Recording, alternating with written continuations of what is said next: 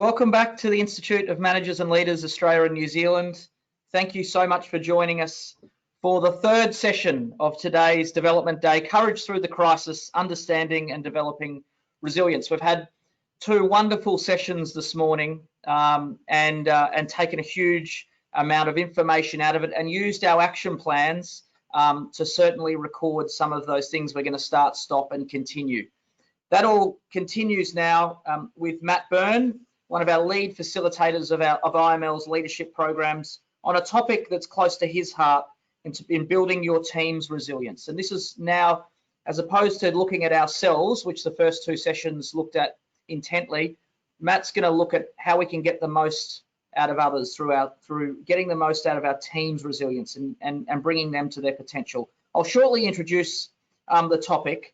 Just quickly, the Institute of Managers and Leaders, for those new to this session and new to the Development Day for this session, is a leadership institute, Australia and New Zealand's largest for management and leadership professionals for over 80 years. We've been creating better managers and better leaders for a better society. We run leadership programs, we run in-house consulting work, we run workshops, masterclasses, fortnightly webinars, mentoring programs, and a range of other networking opportunities for members to connect, learn, grow, and have an impact in their career and both personally and professionally. And one of those lead facilitators for IML through all of that action is Matt Byrne, and Matt's been with us since the very start of our Accelerate program.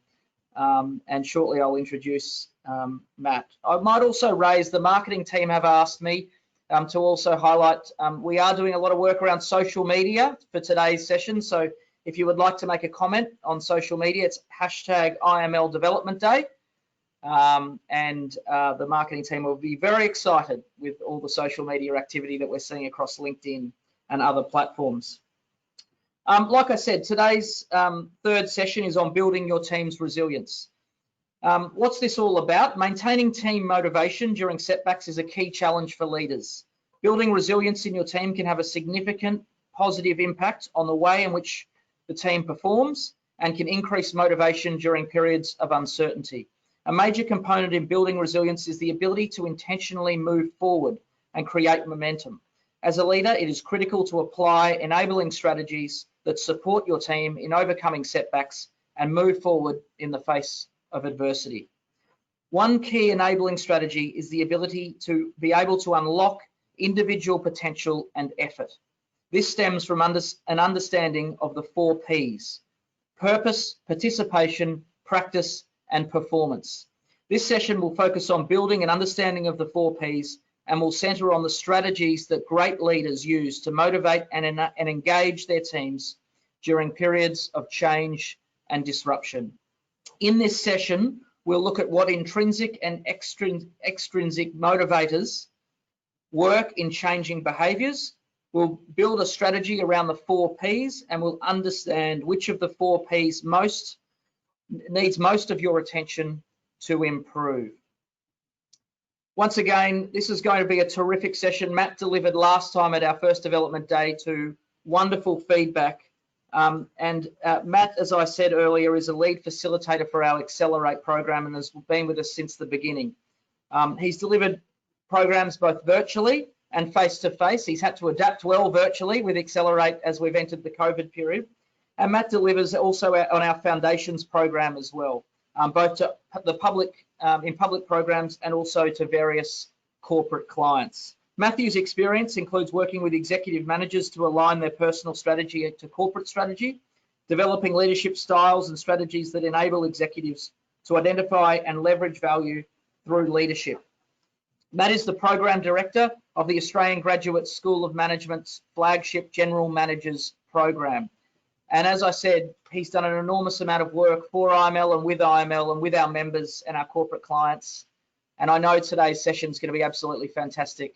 Matthew, I'll hand it over to you. Thank you. Thanks, Sam. And thanks for those wonderful introductory words, as always. Thank you very much.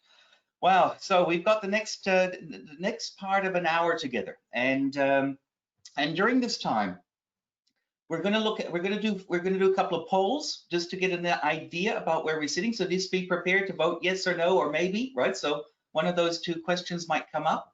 Also, you might find that there'll be some reflective questions I'll be asking you as well. So if you've got a notepad ready to make some notes, that could be useful as well. So when we talk about building your team's resilience, right? One of the key things that we always talk about when it comes to teams and what's becoming the modern mantra is your ability to work on the team rather than in the team.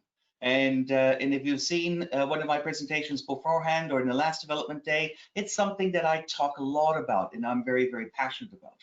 And so one of the important things that when you're building your team resilience is how to work on that team. And so today we're going to spend a little bit more time figuring out how to develop a good strategy in order to build that resilience for the team. Resilience is going to be incredibly important, not just setbacks that we're having externally, but also internal setbacks as well. I mean, I'm sure if I talk to you for a moment, just a quick moment, that there's a time in your life where you had a team mobilized, working really hard, and then internally somehow the strategy changed, or the resources were reallocated, or the money was no longer available, and the team's work just sort of stopped at that moment. And how did they? And the resilience is about how did the team respond? How did the team rebound from that? How did the team find new momentum? And how could the team have done better in that situation? We always think and we always know that we can do better, right? And one of the things we have to really be prepared for when we're working with people and we're working with teams is there is no concept of the best. There is only good and how can we do it better? And so we can be really, really satisfied with the way that things are going, but we still could do it a little bit better. And that's normal, and that is a normal part of how teams develop and how teams grow. A team should never become static, and that's one of the key things that we want to take away from that.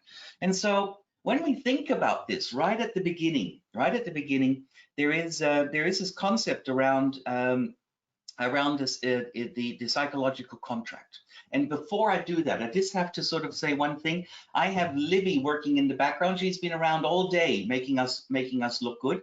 And so Libby's there going to be launching some polls for us in the background and keeping things going really well. And so if I start calling out to Libby saying that we're ready to launch the poll, you know who I'm talking about. The true master of what's happening in this room. So when we talk about the psychological contract, and we have the psychological contract, we're talking about this not just a work contract, but the contract that already exists between us. There's a psychological contract that exists between you and me at the moment, right? There's 319 of you logged on right now, and me talking to you at the moment, and yet already we have some form of connection, some form of expectation, and some form of understanding what might be happening. And that starts to create this psychological contract. And so the psychological contract is more binding, more important, and more disruptive if we get it wrong than any kind of work contract or job description. And so one of the things that sits really at the center of a psychological contract, or this agreement that we have with each other, is the concept of purpose. What is the purpose of interaction with each other? How do we participate with each other?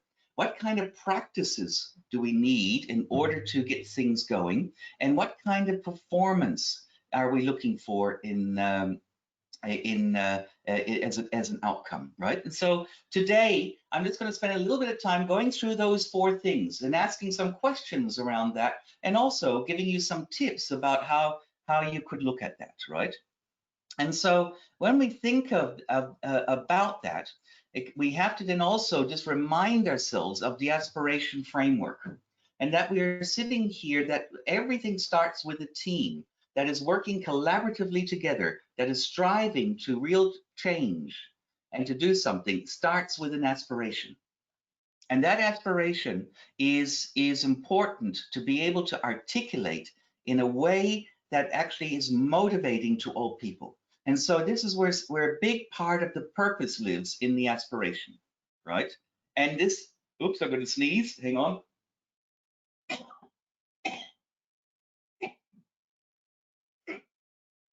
There you go. Sorry about that.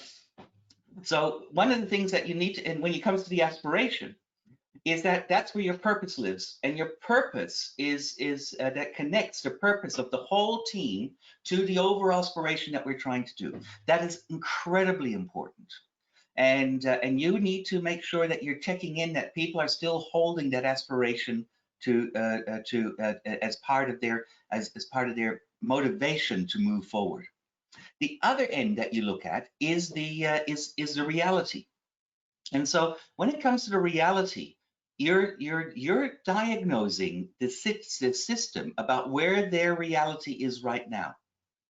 Often we start to work from a point where we think the reality is, but not where the reality actually is. And so therefore we need to diagnose the system to understand how good that reality is and where the actual reality is in order to do something. Right? And so therefore, you might sit there and saying, we are going to move into uncertainty now, into something that is going to be really, really disruptive to us. But I know that the team is incredibly cohesive and will deal with those setbacks. And then sometimes we're really surprised when the team actually fractures at that moment. And we're sitting there and saying, oh, why was the team not more solid together? And that's because we made assumptions about the reality that suited us at the time, rather than really looking into the team to find where the real reality is, to have those conversations, to ask those questions, to make that assessment, right? And so one of the things that is really important when you're facing into uncertainty, any kind of change that happens, is to really think about that reality. Often when we go into that reality, we get to that point where we get slightly intimidated by what we find. It's actually not as good as we'd hoped it would find. Sometimes it's better, sometimes it's not as good. But if it's not quite there, we have then that thing that we start to lower the aspiration, because we're not willing to take that risk anymore if the team is not ready underneath for us to do that. And so now what we're looking at is lowering that aspiration. The moment you do that, you affect the resilience of the team. Okay? The team has to hold on to the aspiration. You cannot change the aspiration. The aspiration still has to be there. And you have to make sure that you accept that what you're now managing is the distance. You thought it was this far away, it's actually that far away. So it's going to take you longer. It's going to take different types of work and different things that you have to do with that team to get them there. If you're doing that, you're working on the team. Congratulations. That's exactly the way it needs to go, right? And so when we talk about reality, we also have to hold in mind what is real and what is perceived. And so often when we sit there into reality, we talk about what is my reality as a manager of my team, but also what is their reality as a participant in the team. And that might be different. So that requires us to be a bit adaptive and to put ourselves into multiple stakeholders' shoes and to understand where they're coming from and what's working for them. That's when we really get things to work, right? And that's when the work really starts to happen. And that's when you can even go forward without the work being defined. And so the work could be, we're still sitting here with the problem, and we're sitting in the zone of discomfort with the problem, but we are clear about where we want to go and what is the outcome that is there. And we're honest with each other about where the reality is. If we do that, resilience goes up, right? That's one of the key things that we have to do. If we try to gloss over that reality, resilience goes down. And so what I'd like to do now is I'd like to ask that open up the first poll for Libby to get us going. And I want to get that first question out to you, and I'm going to give you about 30 to 40 seconds to answer it. So it's a quick decision you're making, not a long one. It's one as honest as you want to be. Your name's not going to be part of it. It's not going to come a report card. You do not have to justify your outcome. This is just a poll that we're doing right now. So Libby, I'm going to ask you if we're ready to launch that first poll.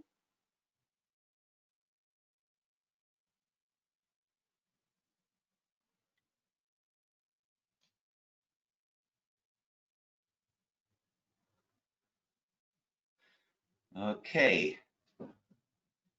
There we go. there's your first quick poll.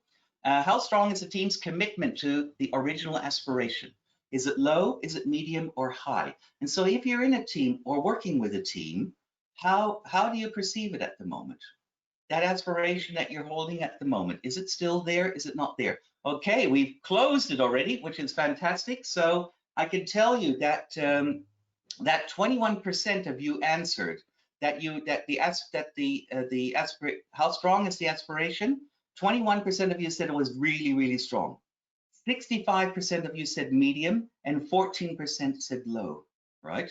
So there is the thing. So when you talk about that, those mediums and lows that have voted that way, that is really important to really bring that aspiration alive.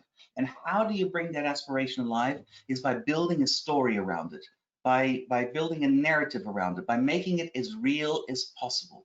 If you want to be the #1 team in compliance, what will that look like? What will your work look like? How will you be interacting with each other, right? What will it be like for people to come to work if you're doing that? That's how clear you want to get to that aspiration. Some other questions that might be really, really useful for you to ask around this is how strong is their purpose aligned to the aspiration? So one of the things you might really need to investigate when you're talking about your focus of inquiry is about what is their purpose and how strongly is it aligned to the aspiration that the team has come together for to hold. And so one of those things that become really important is that if we find that there is no strong alignment between my purpose of coming to work and the aspiration, then my commitment and the strength of my commitment to the aspiration might be lower.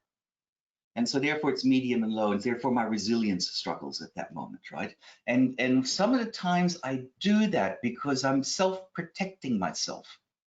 Don't forget, one of the things that is really, really important when we talk about teams performing at a high level is the concept of personal risk.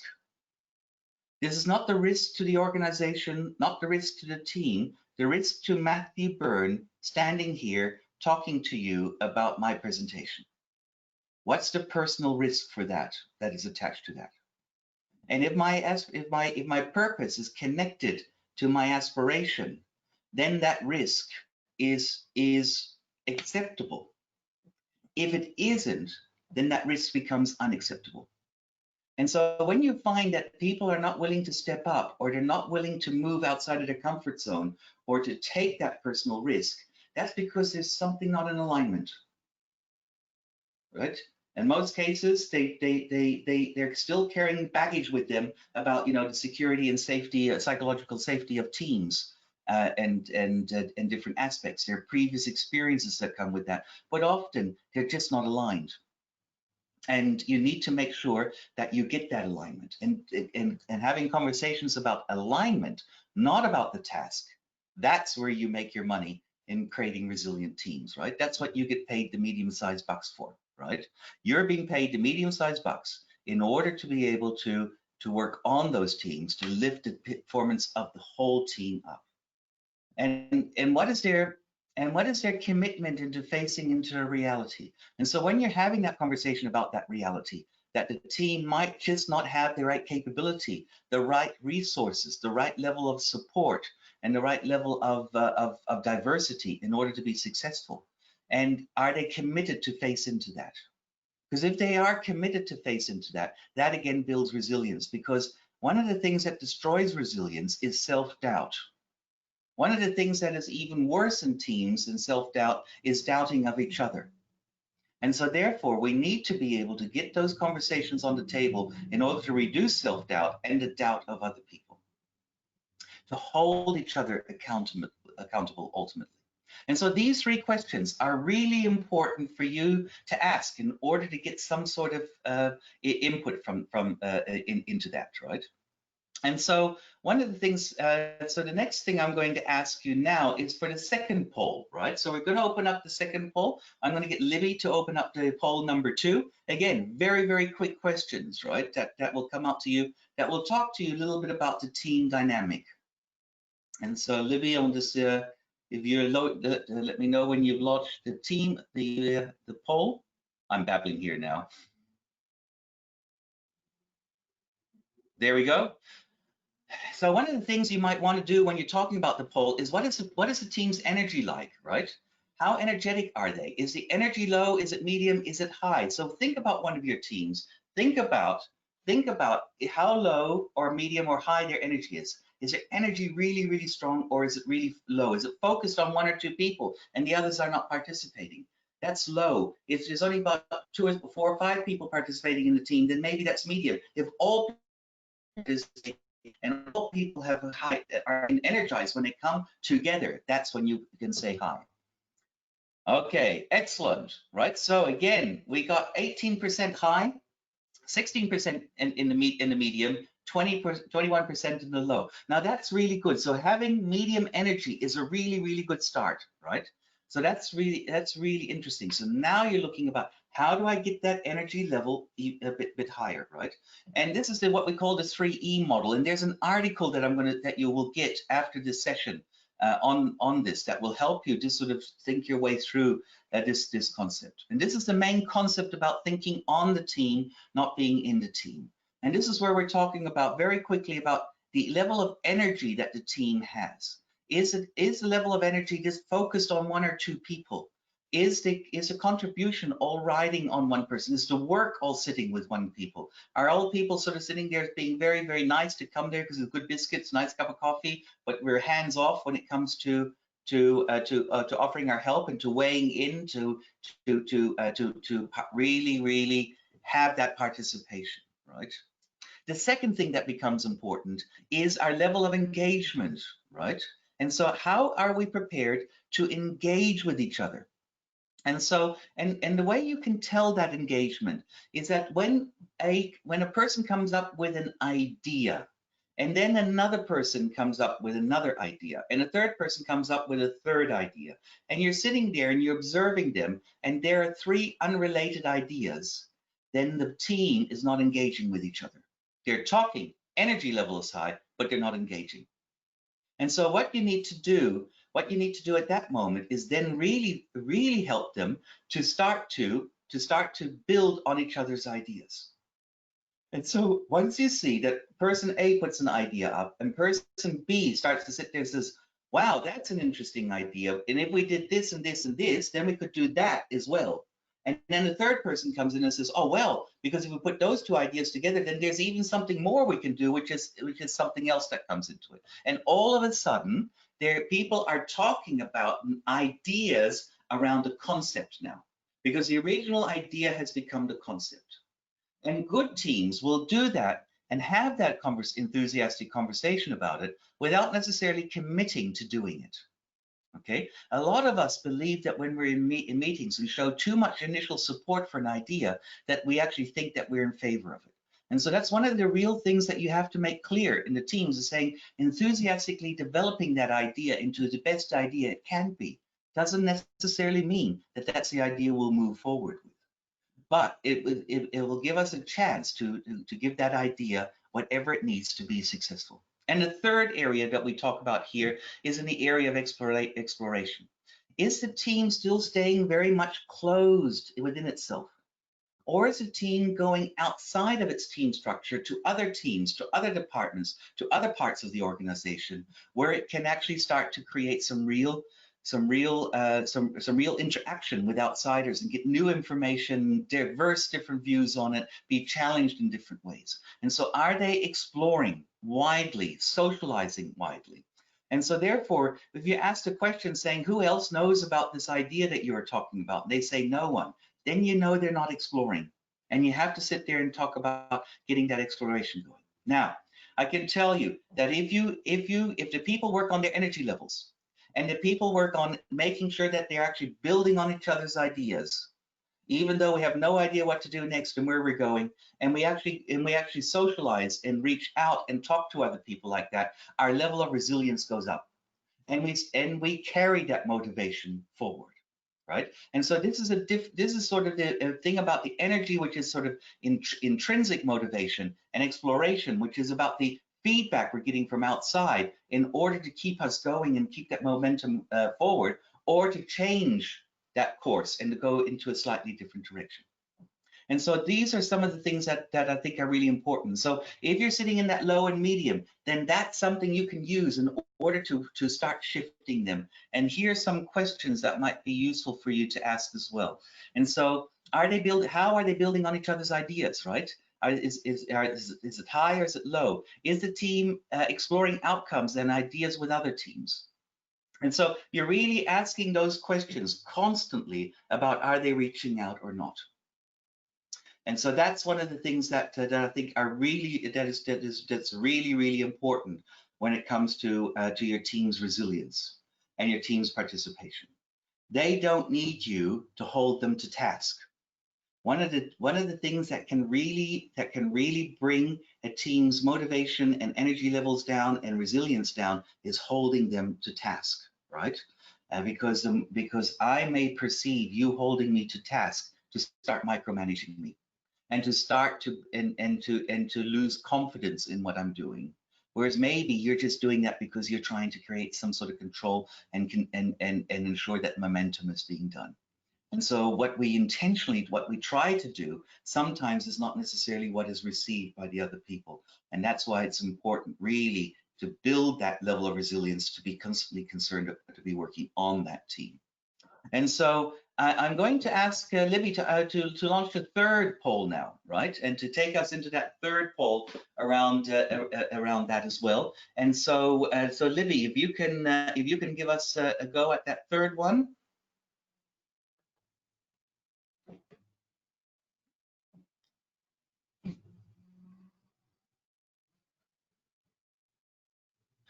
There we go. When observing the team, are they building many new practices? And so practices are new ways of working. Are they actually exploring, building new ways of working together?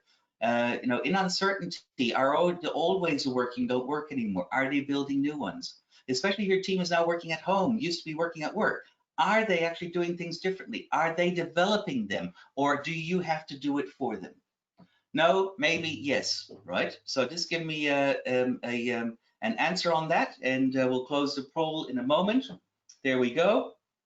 And so that's giving us a good answer. So let me have a look at that. Yes, so 42 are saying yes, right? So 42 of you saying yes, they're building new practices, which is really good. It's a great indicator of the resilience of your team. If they're constantly looking at different ways of doing things and different ways of connecting with each other and coming together, at that moment, they are doing something really quite exciting. 37 said maybe and 21% no, right? And so that is something that if you stay in that static area around that around that area, that's when it becomes a little bit difficult. And what I'm talking about here in these practices is that when we are moving from our aspiration to our reality, we have some principles that are important to us as a team. And your team will have principles that are really important to you. You know, principle from not everybody arrives on time and prepared, to nobody speaks over the top of each other and allows people to finish their ideas, and to treat other people's ideas with respect, are all principles that we come together and negotiate as a team. And these principles become the psychological contract of what the team is working with. And so one of the things you have to always do is continually be auditing those principles that the team is working under, in order to understand that their psychological contract is still okay with each other. If some of these principles start to fall over and are no longer cared for, that's when the resilience of the team will go down and conflict will go up. And so on the other side of that then sits the concepts around practices. And so the practices, so how do we practice that everyone's voice has to be heard, right? Do we have a system where everyone speaks? Do we have a system that we check in with everyone before the meeting's finished to make sure that they have been heard?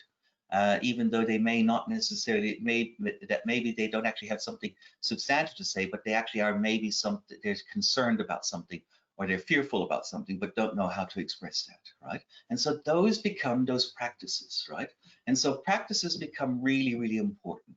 Now, what we have is that what we then find is that sometimes those practices and those principles go out of an alignment. And you would have noticed that the moment you went from your old way of working to your new way of working, that some of those things just weren't working anymore. And people were trying to make them work and trying to keep going with them, and they were just finding that that wasn't happening. And that's when you have to now help your team to start to signal that you have to get off task and start working on their psychological contract again in order to get those principles and practices together in order to do certain things really well. Because if they can hold each other accountable, they can stay resilient. If they can't hold each other accountable, then the resilience will drop. Okay, so this is important, right? You know, we often think about that we take over the accountability for our team rather than them holding each other accountable.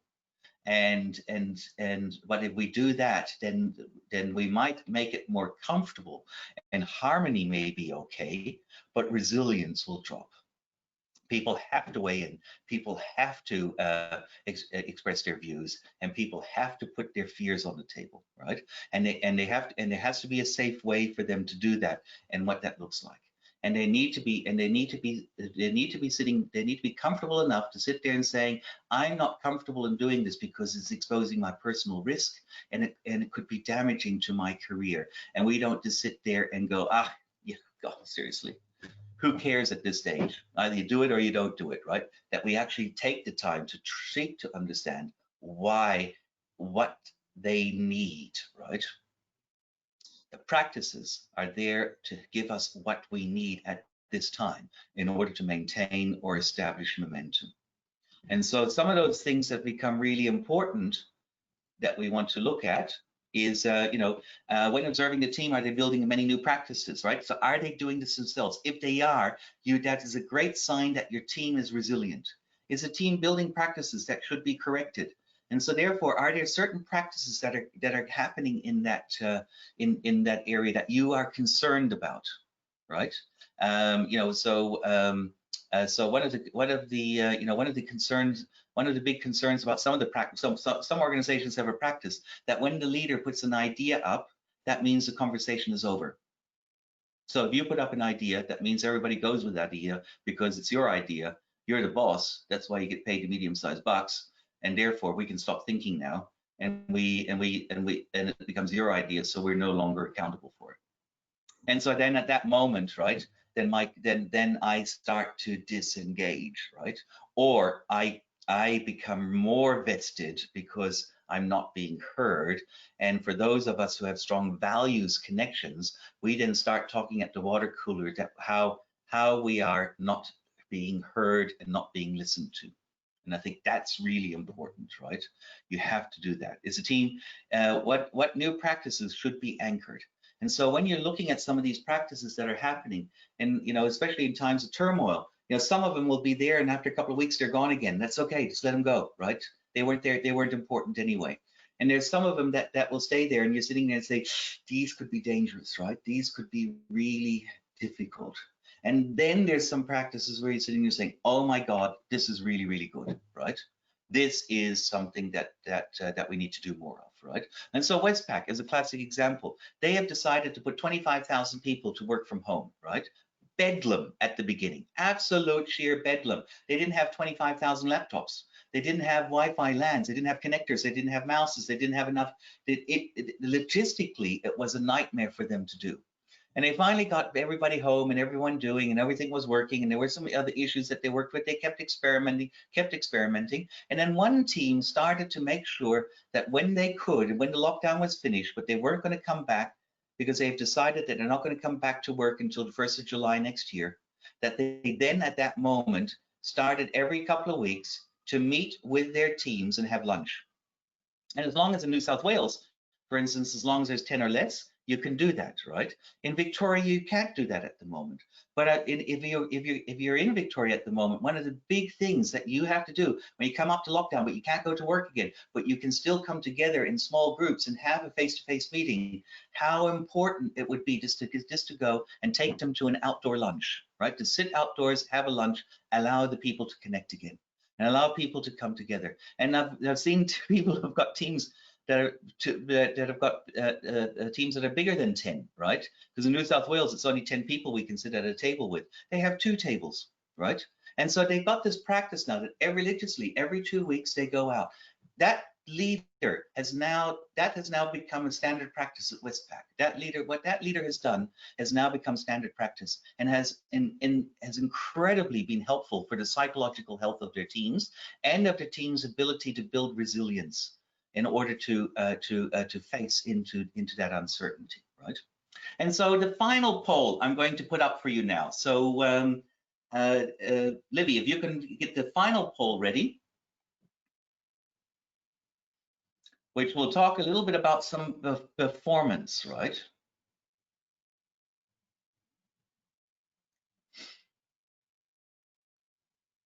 And so, and there we go, the poll is in progress.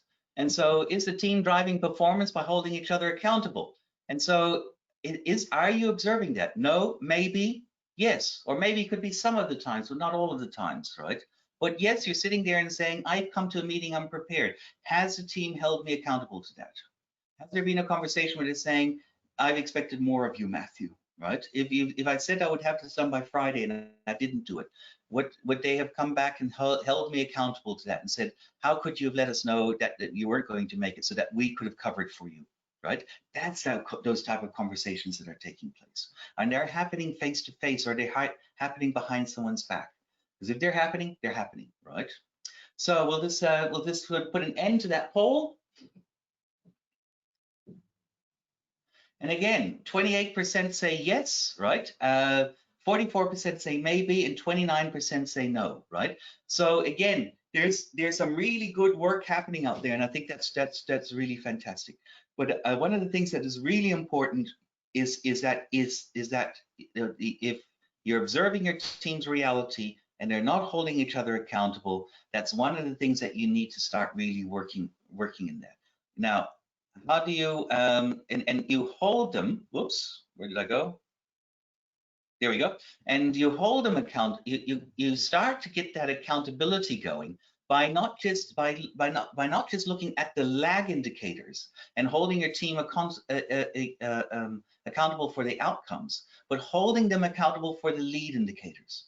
And so therefore, when you're sitting there, when people are sitting there saying, we are planning to do this, they said, that's great. What will the outcomes be? Oh, we'll have 10% more sales, and we'll have 32% more customer satisfaction, right? And I said, so that's great. How will you know that you're getting closer to that? What will be your lead indicators, right? And they said, well, we could use net promoter scores that we use all the time in order to gauge that, and we could also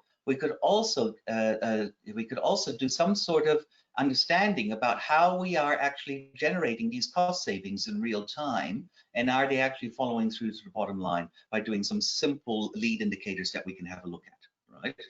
And so one of the things that you need to really be vigilant about is that we hold to these lead indicators, because when you're holding your team accountable and you're into time of adversity or in a time of not knowing, sometimes you actually don't have a lag indicator anymore, right?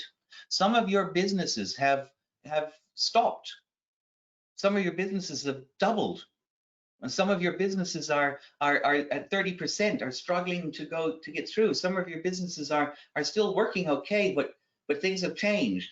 And and some of your some of your businesses are now doing something totally different. Right? You used to be a fashion manufacturer, and now you make face masks, right? You used to be a restaurant, and now you're a takeaway shop, right? So there's lots of things that your lag indicators change, but your lead indicators of how you're actually sitting there saying, are we making progress? Do we still have momentum? Become really, really important. And so therefore, one of your good lead indicators that you could measure could be, how's the energy in the team? How is the engagement, and how's the participation? and sorry, exploration, right? Are they holding on to their aspiration? Are they holding on to are they holding on? Are they building new principles, right, and practices? And I think those become really, really important. And so when we then think about that, we then think about when we think about how they come together and how they work for us. And I think I've just went, oops, I'm going too many slides here, but beg my pardon. And so one of the things that we might have to think about is when we're talking about this is that are they generating their own lead indicators? Are they driving performance by holding each other accountable? How often do you celebrate, and are they celebrating their successes? And so when we bring those things together, then we really can start to sit there and saying, how is performance going? One of the things that we have learned and scientifically proven is that positive reinforcement creates a faster and higher capability uplift than negative reinforcement. And so one of the things that we struggle in organizations is we continually, look at the squeaky wheel of what's going wrong, rather than continually looking at what we're actually doing right and building on that success, right? You guys are incredibly successful at the moment because you're still in business, you're still doing something like that, you still have jobs, you're still moving forward, there's still certain things that are happening. And even though at the moment it looks like there's not much around, all of that will start to move again. And if it does move, are you doing the right diagnosing, right? And so that then helps to really understand your motivators of your team, right? And so at the moment, when you're dealing with this, you need to understand, who in your team is motivated by aspiration, and who of your team is motivated by achievement. And here I'm using aspiration in different contexts. And so an aspirational person is a person who has a clear aspiration of where they want to be in 5 years' time. They probably sit there and says, no, I don't want your job in 5 years' time. I want your boss's job in 5 years' time. That's a clear aspiration of where they want to go and what they want to do. Have no idea how they're going to get there at this stage, but they have that aspiration. And so therefore, they will hold on to their team's ability. They will be loyal and engaged in that team as long as it helps their aspiration. When we are talking about achievement, those are the people who don't care. I said, where do you want to be in 5 years' time? They said, I haven't really thought about that. I'm really thinking about making that building, that this is the best project that we've ever run. And so if you think about yourself, you either sit in that achievement or you sit in that aspiration. You may also find that sometimes you're in both, or sometimes you move from aspiration to achievement, but there tends to be a dominant hold of one of them on you, right? And so some of you might be sitting there and saying, I feel uncomfortable leaving a project until it is completed. And other people are sitting there saying, I am really quite comfortable to leave this project if I get a better opportunity somewhere else. Okay, now, both of them are good. There's nothing wrong with either of them, right? Sometimes it becomes a sense of conflict between aspirational and achievement-based people in times of uncertainty, when all of a sudden our aspirations and our goals start to go from here to there, right? Aspirational people are looking for where am I going in all of this? And achievement people are sitting there saying, will we complete the project? And then they start talking across each other.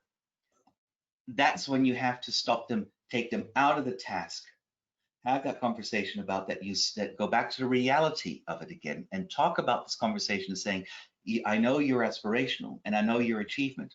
And I know that at the moment we are not doing, but we have to find a way that we can actually work together to seek to fulfill each other's needs in order to do that.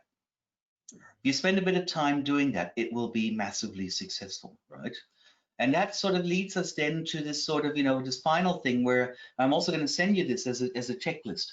I run this checklist into every organization that I go into. So every organization I join, I go into there and I will do this assessment. And it's just, for me, it's just a traffic light assessment, right? And I can sit there and saying, okay, there's not a strong commitment to the original aspiration. There's good energy in it. but they're not building on each other's ideas, and the team's not exploring outcomes, but they are really good working on some good practices and different things like that, and their performance is a medium in that sense. And then I know exactly where I need to start to shape that conversation in order to do that. You know, what you've learned today are all the tools that you need in order to shape those conversations for yourself and for the others. The question is, which tool for which environment, right, that you need to do, right? And this helps you by actually doing that kind of assessment, by actually getting that kind of level of engagement with the team in order to understand what that looks like. And I am quite transparent with people about that and talk with people about that. And sometimes, you know, people sit there and says, oh, no, we're building on each other's ideas, and we have that conversation, and then at the end we come to maybe the realization that maybe we're not that good at doing it, right? The courageous conversations, important conversations to have, and they're helping us to bring that resilience together. And so ultimately what I'm saying is that one of the things that I have done most of my life in building resilience, in this whole resilience aspect, is that I have tried to create harmony in times of adversity. And that harmony has then made that I have done most of the work and disempowered my staff members. And that's because I didn't spend enough time on the balcony. And this is the one tool that will save your careers and make you megastars in your organizations, is that you get off the dance floor onto the balcony to see what is happening on the dance floor, and then understand what you need to do different to go back onto the dance floor and then dance with your team again.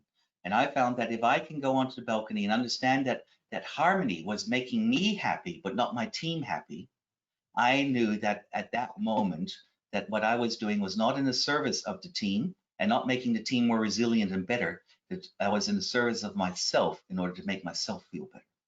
And so one of the big things we do as leaders is when we're working with others is that we take our own fears and project them onto our teams. And that's something we have to get out of the habit of, and that's something we have to change so that we can actually listen and truly engage with the fears the team actually has. So with that, I'm going to hand back to Sam for questions, right? So we've got another 13, 14 minutes of questions, and Sam, there you are. Excellent. I'll hand back over to you for some questions. Thank you, Matt. Terrific presentation, and certainly taking today's development day from the individual and looking at it from a team perspective, and certainly some terrific content. We've got a lot of questions coming through, so please keep sending them through, and we'll try to get through as many as we can.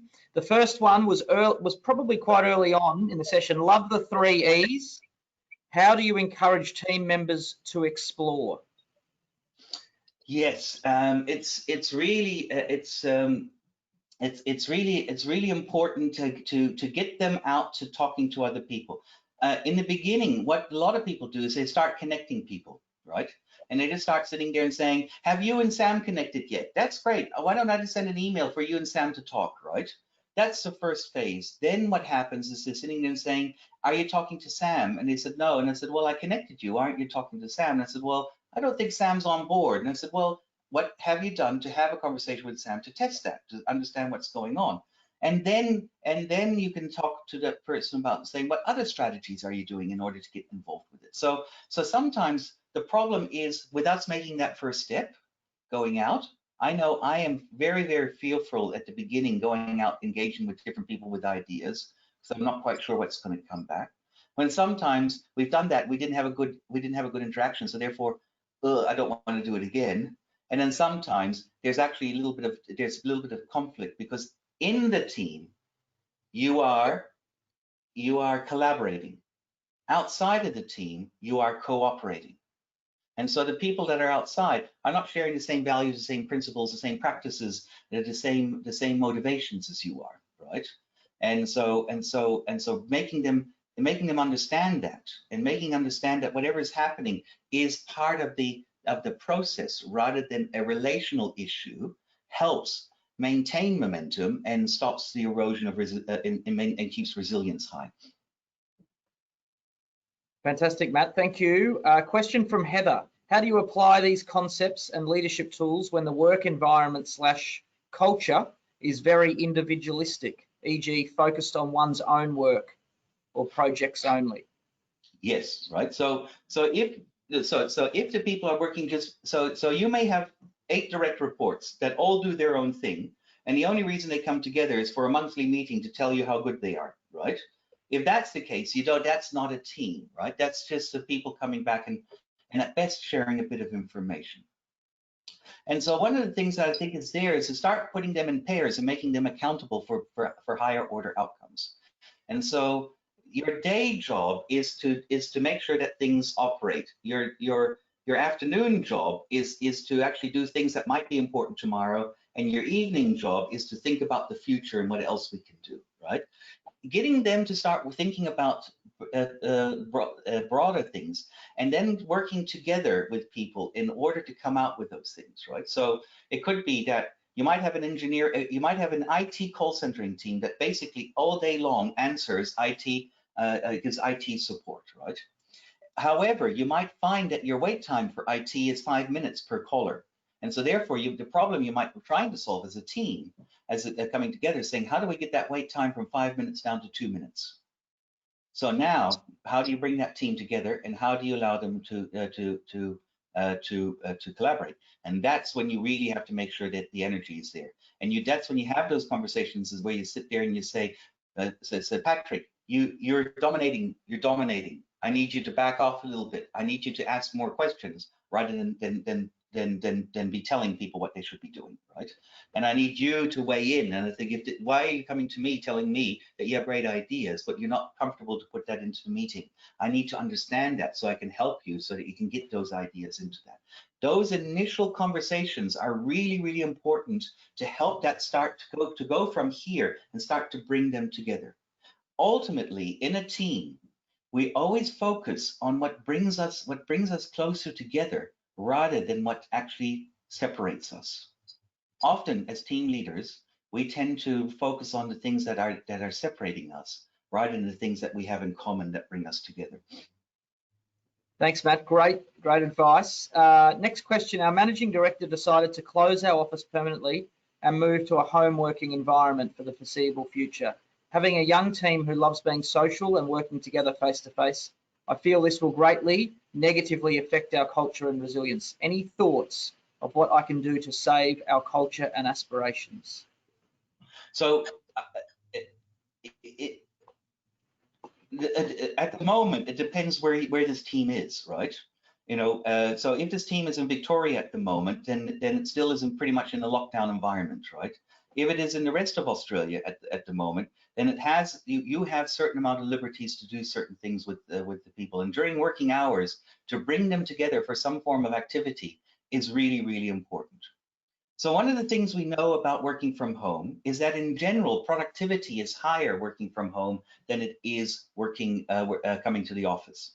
Basically, not because we work better from home, it's just because most of us don't live right next to the office, right? So our travel time in and out to the office and coming into a central location is something that we have now saved, which means that you probably now have a bit of time once a week or once a fortnight to actually bring the team together physically for something, right? And I'm saying, bring them together physically, find a way to bring them into the same area. And if the team is uncomfortable and getting used to that level of, again, I would do it outdoors first, right? Go to a park, have a meeting, everyone brings a picnic, and we have these conversations, right? As you feel more comfortable with it, then you start to move inside. I'm finding now where I'm returning to face-to-face teaching, I'm finding that's socializing and how we actually are socially with each other in the same room is something that we have to get used to again. Even me as a massive extrovert, right, and finding it difficult to be in the space of others. Whereas, you know, in February, I would have said that's impossible. That would say that's impossible for that to happen. So gently bring them back together again. But I would find ways to do that physically. And I would go back to your manager and sitting there and saying, you know, all that money you're saving with the closed office and everything else like that, I need $100 every couple of weeks in order to buy some hampers, to buy lunch, to to book a room so that we can meet somewhere, right? And bring them in, right? And if they are disbanded in different areas, then you do it over Zoom, right? But you've got to bring them together, and you've got to have those conversations where you're sharing. And I think you invest in Zoom with the breakout rooms so that you can actually get people to start talking together in teams and all that kind of stuff like that. Massively important, right? We just did that over our lunchtime networking. It was fantastic. Excellent. Chat. Okay, so from to Adeline. So this is a bit more about how you define within your presentation. How would you define the team in the discussion here? Is the team your peers, the team you lead in as direct reports, or in a larger context, the team within the organization? What are you referring to? As a leader, it's any team you are involved in, right? And so if you're part of your boss's team, right, that is basically comes together, I would still be working on the team rather than in the team. If it's my peers, I would still be doing that, because that is exerting leadership. It's to understand what does the system need right now in order to be able to move forward, and how can I insert that in that area. So I believe that if we all, when we get into meetings and all of us have sat down and actually just said, whoa, just before we start, where are we at? What's our reality at the moment? How can we help each other in order to achieve the aspiration that we hold? And what do we actually need? And where's our energy? Where is our engagement? And how are we going to develop this together? And just have that 5-minute centering, what I call centering conversation right at the beginning with your peers. You will find the output and the outcome to be a lot higher than if you just all come in there and said, so anybody got an agenda? Okay, so where do we start? Oh, it's my meeting. Am I chairing this? Okay, so Sam, where are we up to with blah, blah, blah, blah, blah, blah, blah, blah, right? When we go down, then we don't have that time to actually be intentional, really intentional about what we want out of this meeting and what we need out of this meeting, right? I think that's important, right? And if you do that, if you have that checklist, doesn't matter where you are at, what your role is, you can make those observations to the people. And I think putting the elephant in the room, making those observations helps people so immensely to become reflective and to do better. Thanks, Matt. Okay, we're running out of time. We've got a lot of questions. If team members understand strengths and weaknesses, will it help the team grow stronger? Sorry, could you just say that one more time? If team members understand their strengths and weaknesses, will it help the team grow stronger? Absolutely, right? Absolutely it will. Because one of the things that you as a team member have to be tolerant about is that sometimes I will be working on my weaknesses in order to become a better team member. And you need to understand that I'm not very good at this, and that you may have to be more tolerant with me than if I am very good at it. And so if I'm very good at it, holding me accountable should be pretty easy, because you're saying, Matt, you always deliver to this problem, and I'm concerned that you're not doing it right at the moment. What's going on? Tell me about that, right? Whereas if I'm learning about that, probably what I need at that moment is sitting there saying, Matthew, you totally stuffed up. But what I really loved was that you didn't give up, right? So if I'm here to help you. If you need to do it again, let me give you a tip of how you can do it better next time. If we know that, then we actually can be quite intentional with how we support each other, right? As a leader, you need to know why Matthew is doing this job and not Sam. Why? Because Sam you're really good at this, but you've given it to Matthew. Why have you given it to Matthew when he's not very good at it, right? Is it there to make the stream stronger by learning and building Matthew's capability? And then Sam, do I then become the leader as coach for Matthew at that moment? But I can only do that if we're clear about it. If it's in the open. It's in the transparent. Yeah, thanks, Matt. Last question. We ran out of time. One piece of advice on how you would work on the business and not in the business. Go to the balcony. Always ask the questions Why, when, where, how can we do this better? Never reflect on the past. If you want to be strategic, never look to the past. Always look to the future, and ask those big questions: when, where, why, how, and what should we be doing, right? And ask them as questions. If you don't know the answers, ask them as questions, and then the whole team starts to work on the business again rather than in the business.